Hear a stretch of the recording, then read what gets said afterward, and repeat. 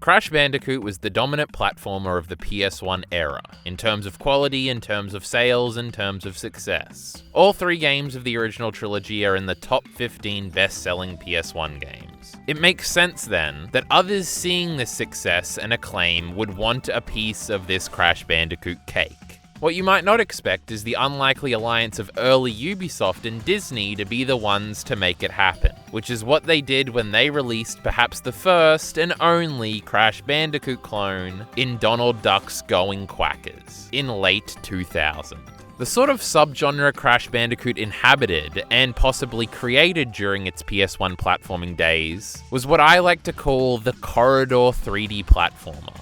Pretty smart, huh? Nintendo kind of created the 3D platformer as we know it today in Mario 64 with spacious, wide-open areas with collectibles and characters to interact with in these individual sandboxes. Most 3D platformers are born out of this formula, but Crash was very different. Its formula was more of a direct, less expansive translation of the 2D platforming style into the 3D space, wherein players are shuttled down linear corridors running either away or toward the camera. That's only true, however, about half the time. There are lots of levels in the original Crash trilogy that are just traditional side-scrolling 2D platforming levels, just slightly 3D-ified, where you can walk into the foreground and background slightly. But the levels are kind of quintessentially designed as traditional 2D side-scrolling platforming levels. Levels like Native Fortress, Slippery Climb, and lots of segments of levels in the sequels were by and large just 2D levels, reflecting Crash's more limited approach to tackling the third dimension.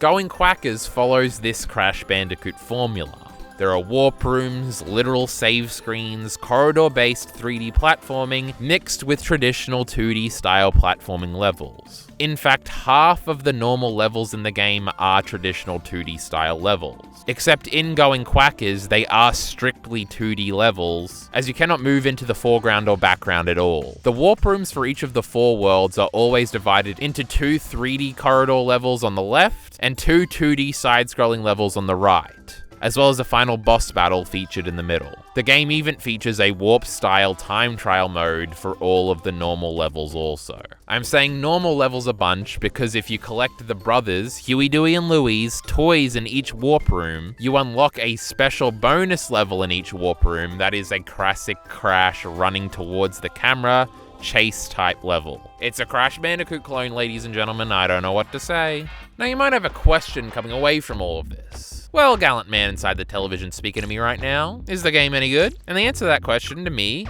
is a definitive yes. The game is a little limited in areas, but I think overall it's a lot of fun and worthy of a try for any Crash fan. If you've ever wished there was an extra Crash PS1 game, well, this kind of is that. Going Quackers' warp rooms operate more like traditional platformer worlds than how they do in Crash 2 and 3. They aren't zapping you in and out of an eclectic group of varied environments, they are all specifically themed.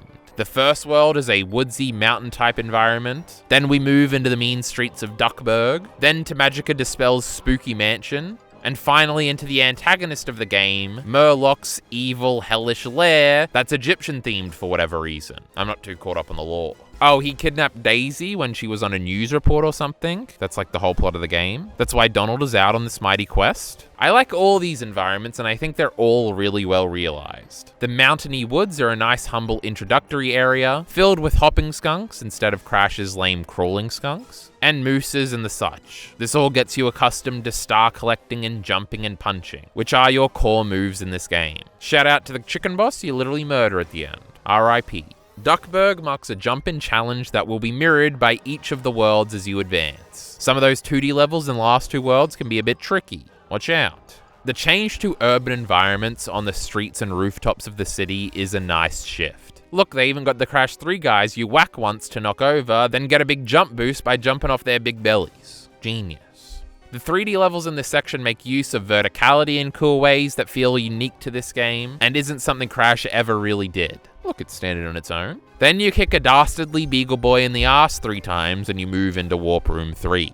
Magica De Spell was the coolest character in DuckTales, and her world might be the coolest in the game also. The 3D levels traversing the innards of her creepy Halloween-like mansion are pretty sick. There's giant zombie ducks and torture devices stricken about. These 2D levels start to get hard though. Some of the timing is a little tricky. You then battle the witch herself. The framing device of the fight with the camera directly behind Magica, with her in the center of the screen the whole time, is rather unique.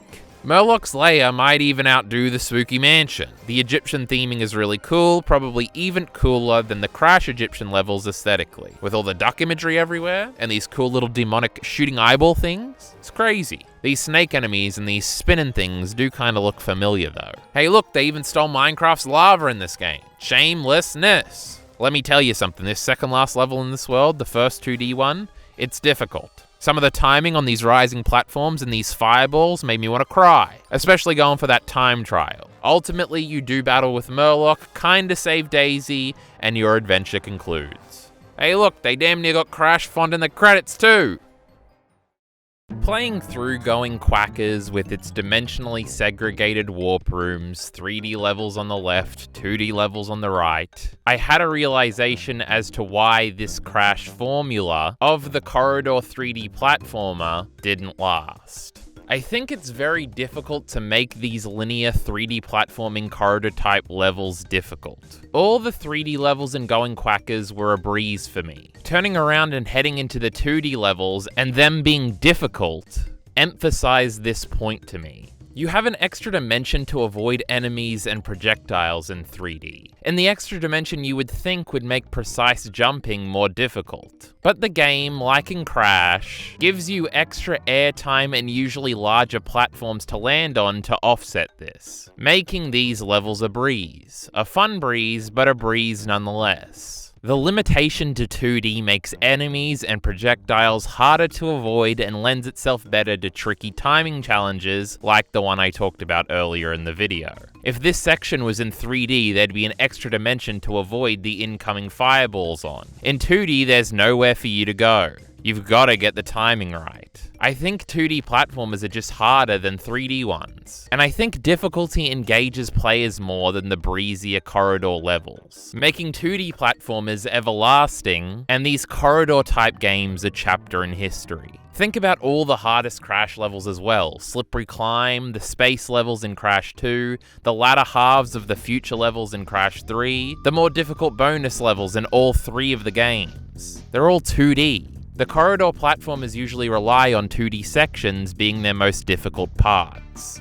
It's entirely possible that I'm just better at 3D platforming than 2D platforming. I did grow up with Crash, and more 3D games than 2D games. As a child of the 2000s, I was born after the 3D revolution in games had happened. But I think it's harder to make the 3D corridor platforming levels difficult and engaging, and that's why ultimately they didn't proliferate as much as the more open Mario 64 inspired collectathon 3D platformers did.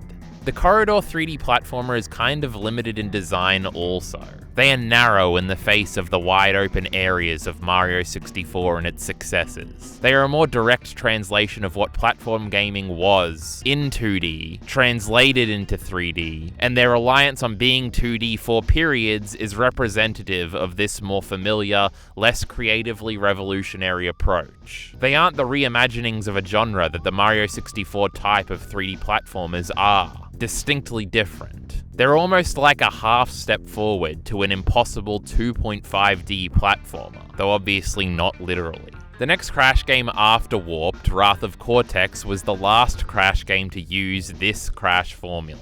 It was the last one to be a corridor platformer, showing perhaps that the subgenre didn't have legs if even its flag bearer ran off to greener pastures. All this to me makes Going Quackers, with all its limitations of kind of just being a little worse, little cheaper Crash, even more special in spite of its shortcomings. There weren't a lot of my favorite corridor platformers. There weren't a lot of Crash clones. So it's kind of cool to me that at some point Ubisoft and Disney made a Donald Duck Crash Bandicoot game.